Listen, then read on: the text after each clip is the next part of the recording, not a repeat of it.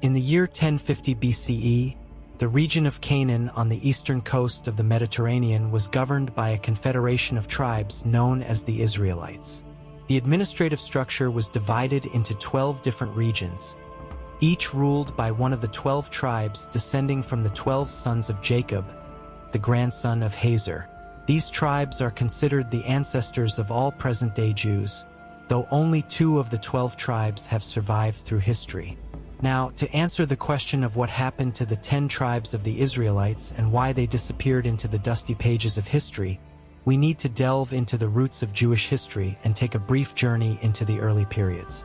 Before we start discussing the 12 tribes of the Israelites, let's take a quick look at the ancient history of Israel, as the subject is quite complex. The earliest usage of the name Israel can be traced back to the period of Ecramses, the son of Pharaoh Merneptah. In a record dated to 1209 BCE, it is mentioned that Israel was laid waste, and its seed did not exist. We generally learn about the early history of Israel through archaeological data, such as inscriptions like these. These archaeological findings provide general information about the first settlements established in the Canaan region. For instance, it is understood that during the early Iron Age, hundreds of small villages were founded, particularly in the Sami region north of Jerusalem. These village-like centers had sparse populations and usually covered an area smaller than 1 hectare, with groups consisting of 300 to 400 people. These people sustained their lives through pastoralism, cereal farming, and cultivating grapes and olives. This economic system was self-sufficient and adopted a closed trade model between villages. Writing, while not widespread, was used for small-scale trade between villages. Archaeologist William Dever describes the Iron Age settlements in the mountainous region of Ort in Canaan as more of a cultural and ethnic group than a political entity or an organized state. The subsequent history of Israel can be examined both with archaeological evidence and by referring to the Old Testament, the sacred scripture of the Jews. According to the Old Testament, the first kingdom in the region emerged in the late 11th century BCE. Before this period, the Israelites were organized as a confederation, which we will return to shortly. The name of the first king of Israel mentioned in the Old Testament is Saul. In the Quran, he is referred to as Talit. The exact duration of Saul's rule is not conclusively determined. While the Old Testament states that it was 2 years, some modern interpretations argue that this might be a typographical error and that the actual duration could be longer, possibly around 20 or 22 years. A few years after the death of the prophet Moses, Saul was chosen as the king, and during his reign, military campaigns were conducted against the neighboring Ammonites, Arameans, Moabites, and Edomites. According to the expression in the Torah, he always emerged victorious wherever he turned. Saul's reign is believed to have occurred between 1047 and 1007 BCE, but the exact duration and dates remain uncertain. Following Saul, David ascended to the throne of the Kingdom of Israel. During David's reign around 1000 BCE, the significant development was the defeat of the Jebusites, who inhabited Jerusalem at that time, and the capture of the city. From this point onwards, Jerusalem became the capital of the Kingdom of Israel. It is thought that David ruled for more than 30 years between 110 to 970 BCE. After David, Solomon succeeded to the throne of Israel. Following David's capture of Jerusalem, Solomon built an altar in the city and established the first temple, making Jerusalem a city of great religious importance for the Israelites. Solomon's reign, which lasted for 39 years until 931 BCE, resulted in the division of the Kingdom of Israel into the southern Kingdom of Judah and the northern Kingdom of Israel. Now that we have reached this historical stage, we can start discussing the 12 tribes of the Israelites. However, to understand this, we need to go back a bit further. Actually, quite far back, about 800 years before the arrival of the Israelites with the prophet Moses in the land of Canaan. According to Jewish belief, all Jews trace their lineage back to Jacob, the the grandson of the prophet Hazrat Abraham and the son of the prophet Isaac. Jacob had 12 different sons: Reuben, Simeon, Judah, Issachar, Zebulun, Dan, Naphtali, Gad, Asher, Benjamin, Levi, and Joseph. The descendants of these 12 sons constitute the 12 tribes of the Israelites. In the governance of the ancient Israelite kingdom, each tribe had a certain share in political and religious matters. Yes, Israel was a kingdom, but it was also a tribal state. For example, even before the time of King Saul, the 12 tribes of Israel had their autonomous territories and administrative regions where they applied their own laws. However, there were differences between the regional administration with 12 tribes and the traditional 12 tribes. The Levi and Joseph tribes, which included the traditional 12 tribes, remained outside the regional administration. In other words, these tribes did not have their own specific territories. The Levites were responsible for the religious affairs of the Israelites, so each tribe allocated small areas to the Levites to conduct religious activities. The Levites did not have their own private territories. Regarding Joseph, it is debated whether there was a tribe named after him or not. In the distribution of land, his sons Manasseh and Ephraim inherited his rights. From the death of the prophet Moses to the selection of Saul as king in the subsequent years, the leadership of the Israelites was assumed by a man referred to as Yashu or Joshua in sources. Joshua was not a king, but he was the one who conquered the territories in present-day Palestine and Israel, distributing these lands among the tribes. Thus, the first Israelite state was organized more as a confederation than a kingdom. However, the weaknesses of this form of governance quickly became evident. Due to the lack of a central government, during times of crisis, the people were governed by leaders known as judges. However, during this period, the Philistines, who had settled in the south of the Israelites, gaining power, prompted the Jews to establish a centralized government. Consequently, Saul from the tribe of Benjamin became the first king of the Israelites, marking the beginning of the United Kingdom of Israel. Until the death of Saul, the tribes, although experiencing minor disputes among themselves, presented a united front against external threats. However, Saul's death ignited the spark of the first divisions. All tribes agreed on the choice of a new king. In their view, Saul was a good ruler, and the monarchy should continue from his lineage. Therefore, Saul's son Ishbosheth was chosen as the new king of Israel. However, the tribe of Judah opposed this choice, withdrawing themselves from the dominance of Saul's lineage, and they selected David from their tribe as the king. With the death of Ishbosheth within 2 years, all tribes united under the rule of David. However, this unity was temporary. After David, Solomon, David's son, succeeded to the throne, continuing the Davidic dynasty. Following him, Rehoboam, Solomon's son, was chosen as the king. Thus, the Davidic dynasty continued. However, a significant portion of the tribes did not accept this choice. Only the tribes of Judah and Benjamin became part of the reign of Rehoboam. Historians and archaeologists, relying on widely accepted archaeological evidence, note that the kingdom of Israel in the north was powerful around 900 BCE, and the kingdom of Judah around 850 BCE. The northern kingdom of Israel became a regional power in a short time, especially under the rule of King Omri, who ascended the throne in 884 BCE, and his descendants. The northern tribes experienced a golden age. However, the kingdom in the north was unstable due to constant changes in rulers and capitals. Military coups and rebellions were incessant. Although the kingdom was weaker and poorer, it was governed stably for a long time. Jerusalem and the Davidic dynasty ruled over the tribes of Judah and Benjamin continuously for about 400 years. Around the 8th century BCE, the most significant military power in the region was the Assyrians. Their aggressive policies aimed at constant expansion eventually brought the Assyrians to the land of Canaan where the Israelites lived.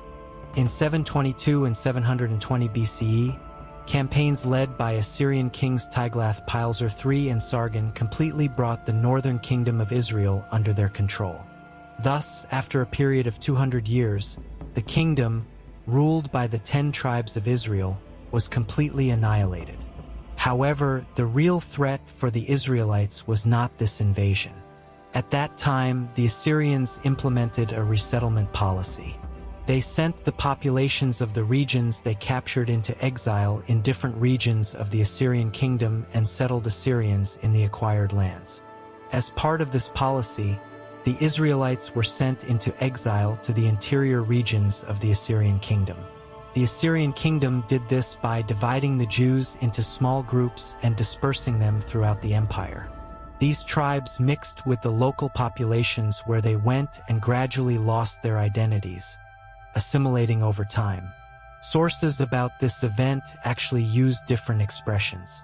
According to the Old Testament, these tribes completely disappeared and were referred to as the Lost 10 Tribes. In contrast, Israeli archaeologist Israel Finkelstein says that the Assyrians only exiled 1/5 of the Jewish population, about 40,000 people. According to this theory, a large part of the Jews living in the Kingdom of Israel voluntarily migrated to the Kingdom of Judah after the arrival of the Assyrians, making the majority of the population in the Israelite kingdom disappear. In addition, another consequence in terms of the date of the Assyrian takeover of the Canaan region is the emergence of a new group called the Samaritans. The Assyrians, who were settled in the region by King Sargon instead of Jews, gradually adopted Jewish traditions and began to live according to Jewish beliefs. However, due to the closed nature of Judaism, they were not recognized as true Jews by the actual Jewish community. Nevertheless, they continued to live according to Jewish beliefs, and an Assyrian, in fact, became a Jew. According to historians, this was probably what happened to the lost tribes. Indeed, the Assyrian exile was not the last exile that the Jews experienced in ancient times. While there might have been groups that did not assimilate in the first exile, it is highly likely that they also assimilated in the second exile we are about to discuss.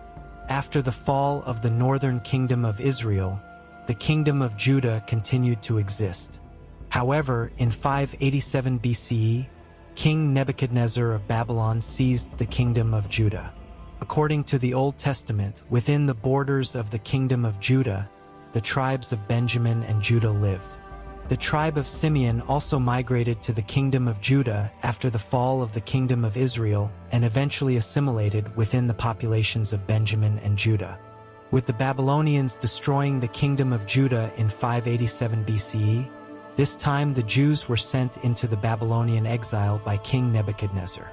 Generally, it is believed that the tribes of Benjamin and Judah were the ones who went into exile during this period. This process is crucial in Jewish history.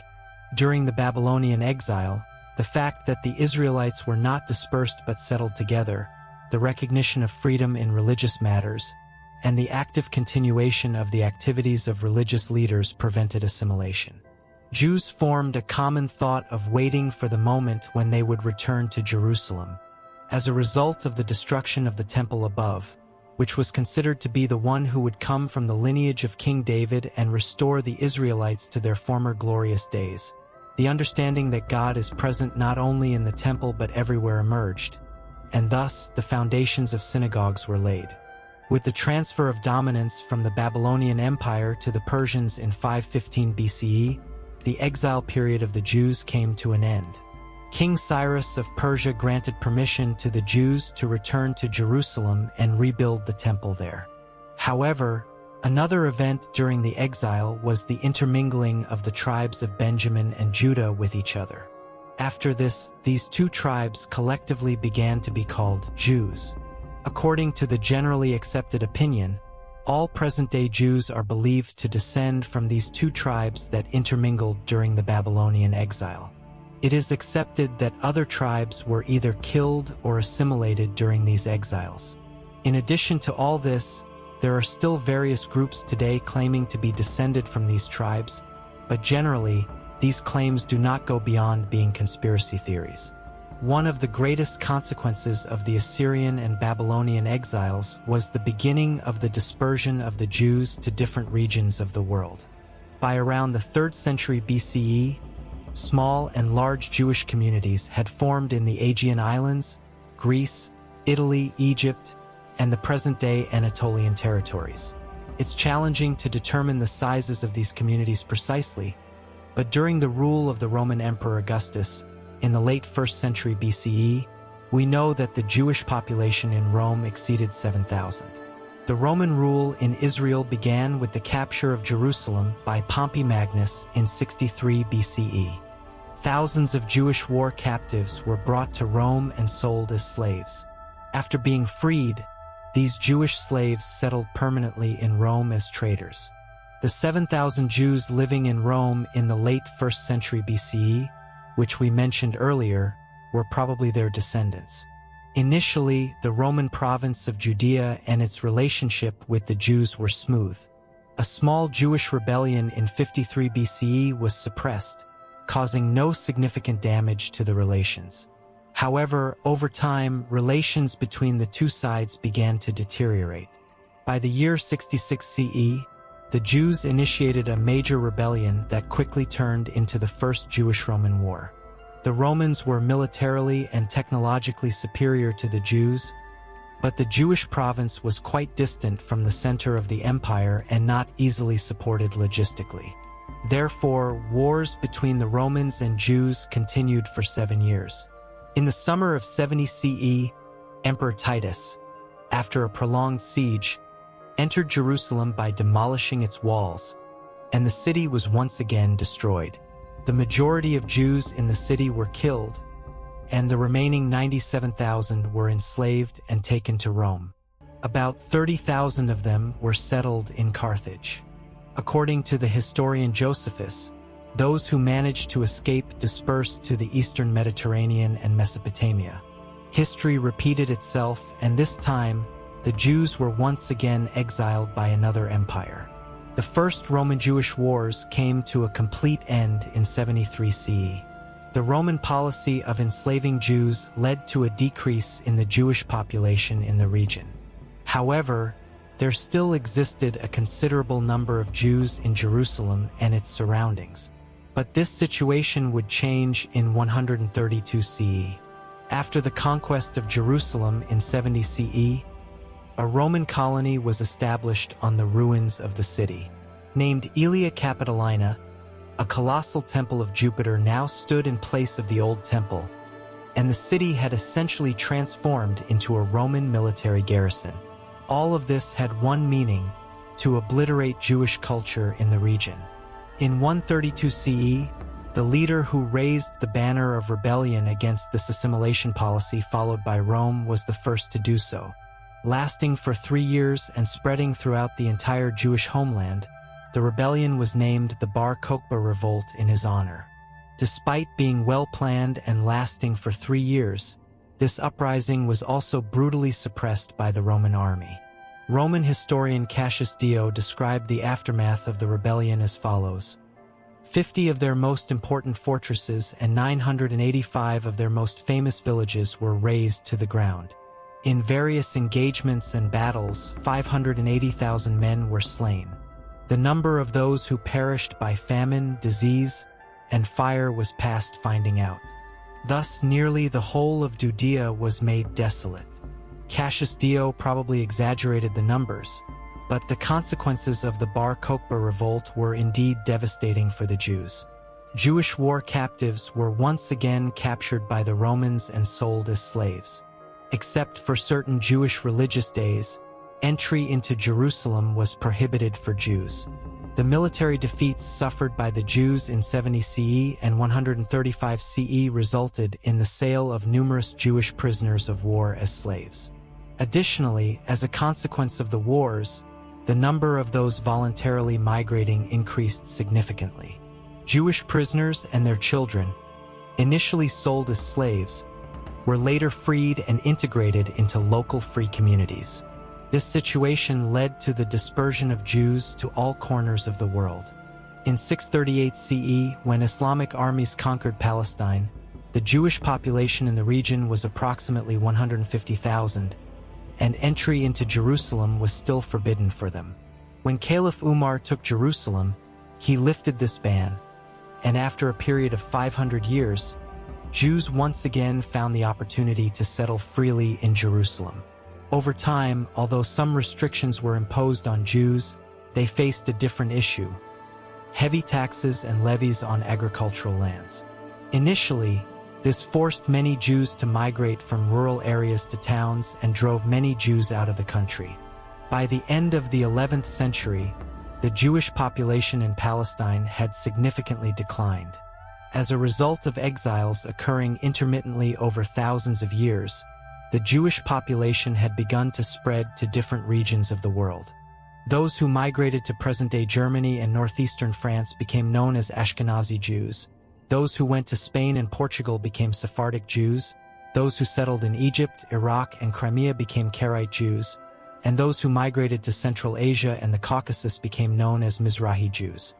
During this period, especially Ashkenazi Jews in Europe, in the 17th and 18th centuries, migrated overseas and settled in America.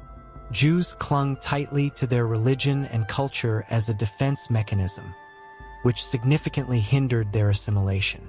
Since most Christian states did not allow Jews to own land, a significant portion of Jews turned to trade. As a result, many Jews engaged in trade until the 19th century, accumulating wealth and becoming among the richest individuals in Europe. Due to the efforts of wealthy and influential Jews and the emergence of ideological movements with the French Revolution, Jews began to have equal rights with Christians in various countries across Europe. However, despite this, anti-Jewish sentiment was widespread throughout Europe, and a significant portion of Jews lived in settlements called ghettos. It was precisely during these times that Theodor Herzl, a Jewish journalist born in 1860, believed that Jews needed to establish a Jewish state in Palestine, away from Europe, to escape the dangers of anti-Semitism and assimilation. Theodor explicitly expressed his thoughts on this matter in the books he wrote and the newspapers he published. His ideas were supported by Jews who faced various forms of discrimination throughout Europe. As a result of Theodor's efforts, the first Zionist Congress was held in Basel, Switzerland, in 1897. The Zionist movement quickly attracted the interest of many wealthy Jews and received significant financial support. By the year 1901, backed by the support of wealthy businessmen, Theodor met with Ottoman Sultan Abdul Hamid with the goal of establishing a Jewish state in Palestine. In the meeting, it was proposed to give Jerusalem and its surroundings to the Jews in exchange for paying off the Ottoman Empire's foreign debts. However, this proposal was rejected by Sultan Abdul Hamid. By the year 1914, one of the largest wars in world history broke out, World War I. The Ottoman Empire joined this war on the side of Germany and Austria-Hungary. In 1917, while the war was still ongoing, British Foreign Secretary Arthur Balfour wrote a letter to a Jewish businessman and one of the biggest supporters of the Zionist movement, Lord Lionel Walter Rothschild.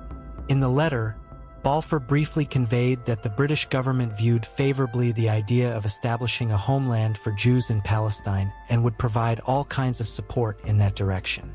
The British government aimed to achieve two things with this decision. Firstly, to cause the Jewish community in the United States to support Britain, thus creating public opinion in favor of the United States entering the war on the side of Britain. Another aim was to secure the region around the Suez Canal, which was of great importance to Britain, by settling a Jewish population in Palestine. After the end of World War I, the Ottoman Empire collapsed, and Palestine came under British control. Due to Jewish migrations to British-controlled Palestine, the Jewish population in the region began to increase significantly. The anti-Jewish policies implemented by the Nazis in Germany, in particular, accelerated this migration. By the end of World War I in 1945, the Jewish population in Palestine had reached approximately 500,000. This number accounted for more than 30% of the total population of the region. Experiencing economic problems after World War I, Britain decided to withdraw from its colonies to reduce military expenses. They intended to abandon Palestine as well, and the question of how the region would be governed was referred to the United Nations. According to the decision taken by the United Nations General Assembly on November 9, 1947, a Jewish state would be established in 56% of Palestine, an Arab state in 42%, and a new international area would be created under the administration of Jerusalem.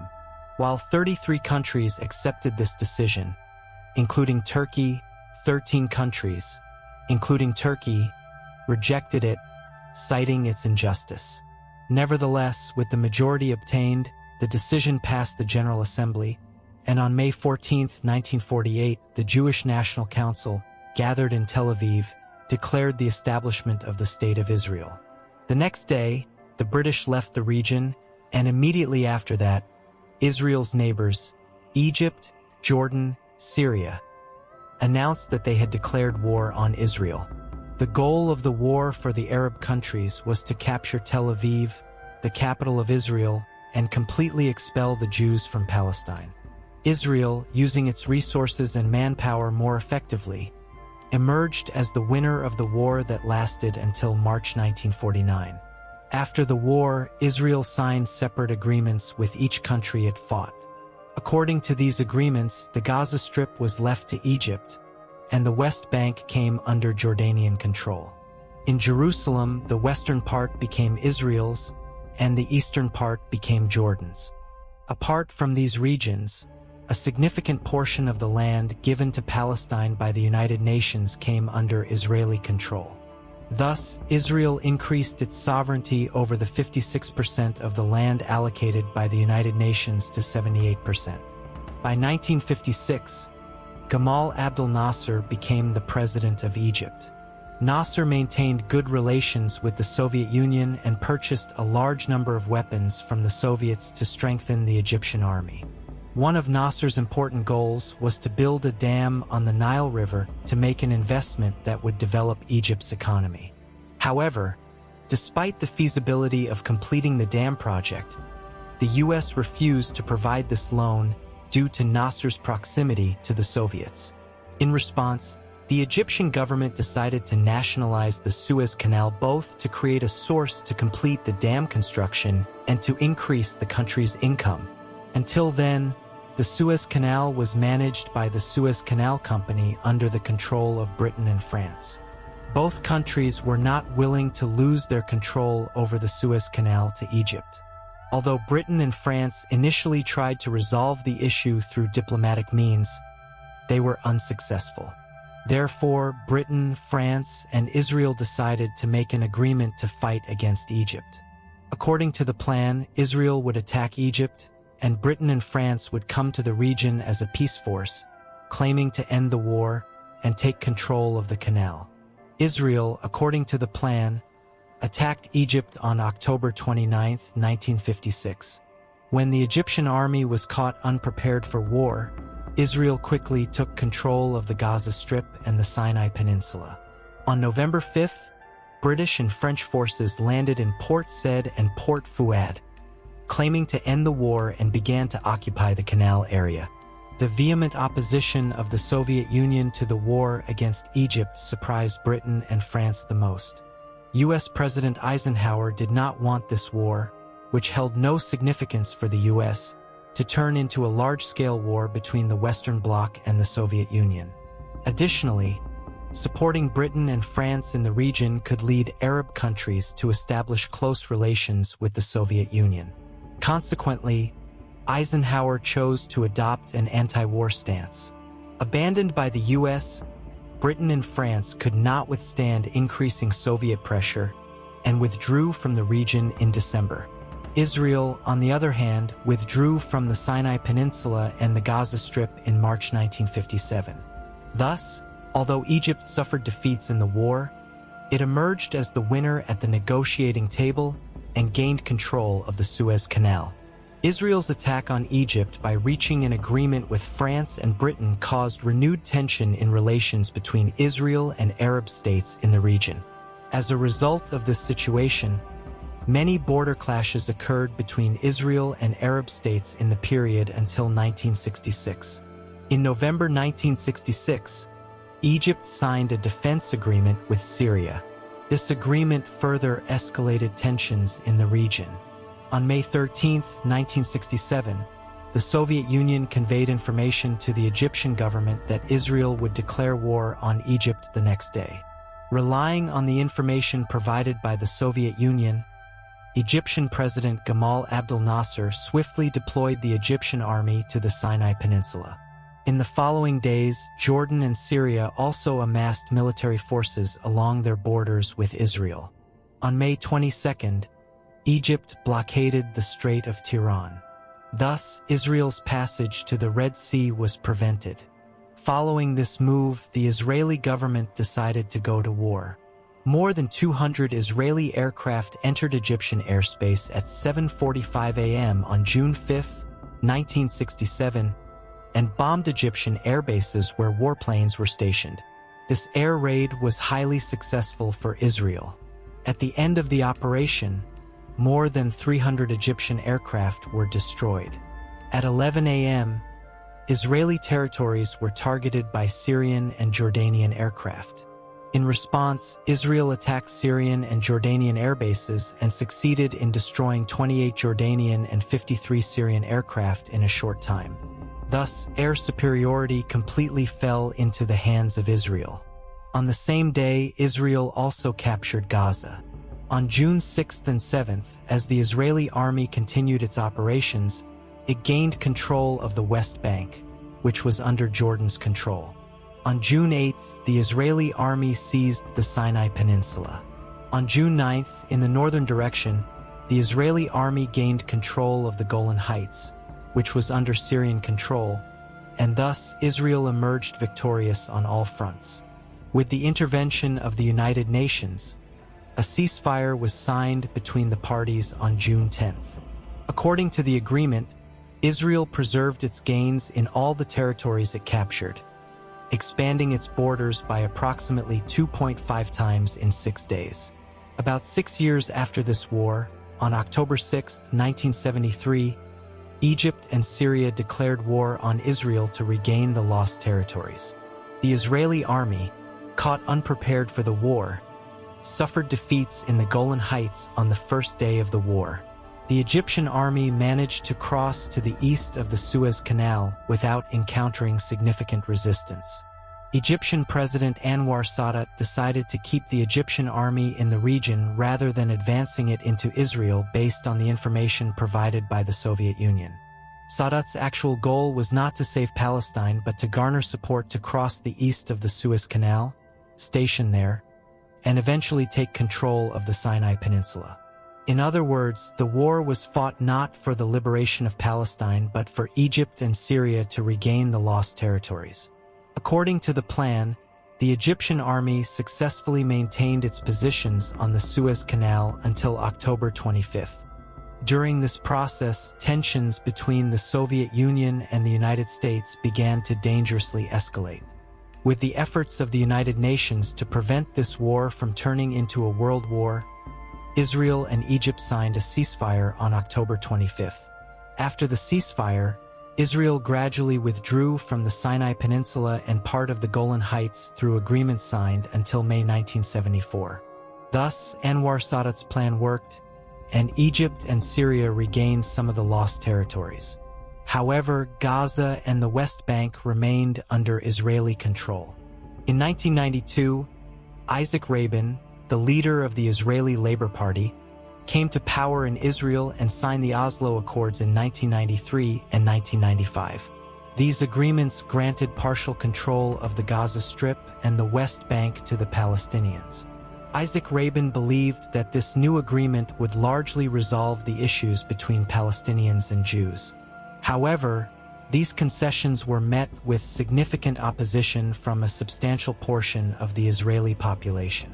Particularly, the far-right factions strongly opposed handing over the territories seized by Jews to Arab control. One of those angered by this agreement was Yigal Amir, a 25-year-old Jew. On November 4, 1995, during a peace-oriented demonstration attended by Isaac Rabin, he was fatally shot by Yigal Amir. This assassination was an indication that the peace negotiations between Israel and Palestine did not resonate fully with the Israeli public. With Isaac Rabin's death, the attempts to establish peaceful relations between Israel and Palestine came to an end. After this event, Israeli politicians generally refrained from making concessions to the Palestinians. On September 28, 2000, Ariel Sharon, the leader of the Israeli opposition party Kadima, visited the Temple Mount in Jerusalem as part of his election campaign. Sharon was accompanied by a large number of Israeli police for security purposes. The area was considered sacred by both Jews and Muslims due to the Western Wall and the Dome of the Rock. The sight of a Jew like Sharon under Israeli police protection, walking in the courtyard of the Dome of the Rock, received strong reactions from Palestinians. Shortly after Sharon finished his visit and left the area, a group of Palestinians in Jerusalem organized a protest outside the compound. Israeli police intervened in the protests using tear gas and rubber bullets, and Palestinians were attacking the police with stones. At the end of the day, 25 Israeli police officers and dozens of Palestinians were injured. The tension between the parties escalated the next day. After Friday prayers, an angry crowd leaving the mosques organized large-scale protests in Jerusalem. The police responded to the protests with live ammunition, resulting in the death of 7 Palestinians and more than 300 Palestinians injured. As the days passed, the protests began to take on a larger scale, and as the size of the protests grew, the Israeli police increased the level of violence. In the continuing events, the Israeli police killed 47 Palestinian civilians and injured nearly 400 Palestinian civilians. On October 12, 2000, while the protests continued, 2 Israeli soldiers entering the Palestinian-controlled city of Ramallah were arrested by Palestinian Authority police. The plan was to take the soldiers to a Palestinian Authority police station for detention. However, a group of waiting Palestinians outside the station stormed in and killed the 2 Israeli soldiers. In response to this incident, Israel launched an airstrike as retaliation, destroying some targets belonging to the Palestinian Authority in the West Bank and the Gaza Strip.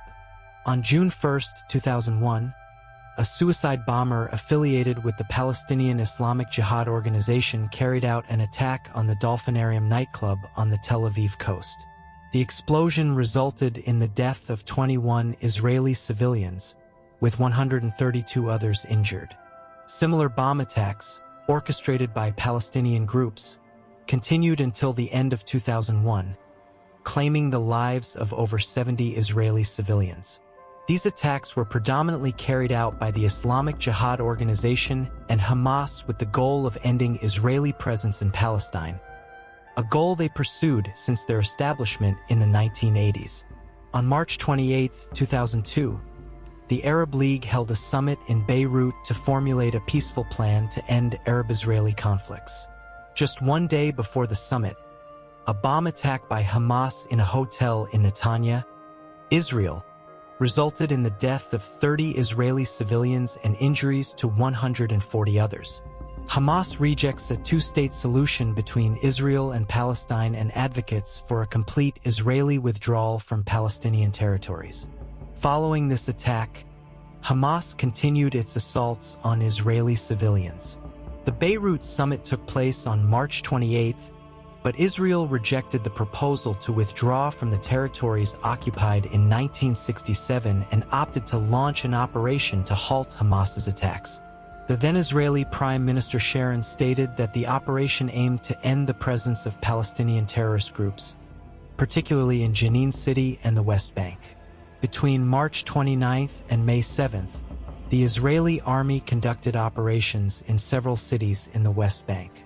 The main focus of the operation was Jenin, where a total of 52 Palestinians lost their lives, including 22 civilians. Israel claimed that only 5 civilians were killed, and the others were Palestinian militants. The Israeli army continued its attacks on major cities in the West Bank until May. Palestinians faced curfews, and humanitarian aid sent to the region was obstructed. While concluding the operation, the Israeli army began withdrawing from West Bank cities in May. However, they maintained control by establishing bases around certain towns and villages. In the operation, a total of 30 Israeli soldiers lost their lives, and 127 soldiers were wounded. On the Palestinian side, the losses were much greater. According to the United Nations report, 497 Palestinians were killed by the Israeli army in these conflicts, 1,447 people were injured, and approximately 7,000 Palestinians deemed guilty by Israel were arrested. Mahmoud Abbas won the presidential elections held in Palestine on January 9, 2005. Abbas pursued a policy of achieving gains through diplomatic means rather than resorting to violence, aiming to engage in peaceful negotiations with Israel. In line with this, on February 1, 2005, he began discussions with leaders of Hamas and the Islamic Jihad organization. Abbas aimed to persuade these two groups to cease their actions and initiate peaceful negotiations between Israel and Palestine. However, no results were achieved from these talks. Nevertheless, on February 8, 2005, a ceasefire agreement was signed between Israel and the Palestinian Authority at a summit in Sharm el-Sheikh, Egypt. Initially, Hamas and the Islamic Jihad movement announced their rejection of this ceasefire. On February 9, in response to the agreement, Hamas launched a rocket attack on Israeli settlements. Despite this, Hamas and the Islamic Jihad movement continued their attacks on Israeli civilians in June and July. A suicide attack on July 12, 2005, in the Israeli city of Netanya, resulted in the death of 5 civilians and was claimed by the Islamic Jihad movement. In the rocket attacks conducted by Hamas in June and July, 6 civilians lost their lives. Israel responded to these attacks by bombing positions belonging to Hamas in Gaza. Hamas emerged as the winner of the parliamentary elections held in Palestine on January 25, 2006. According to the election results, Hamas secured 74 out of 132 seats in the parliament, while the previously ruling Fatah party retained 45 seats. A coalition government was formed between Hamas and the Fatah party after the election. However, this government did not last long. The competition and ideological differences between the two parties quickly turned into armed conflicts. Hundreds of Palestinians lost their lives in the conflicts between the parties until June 2007. On June 14, 2007, Hamas expelled Fatah leaders from Gaza, taking control of the territory.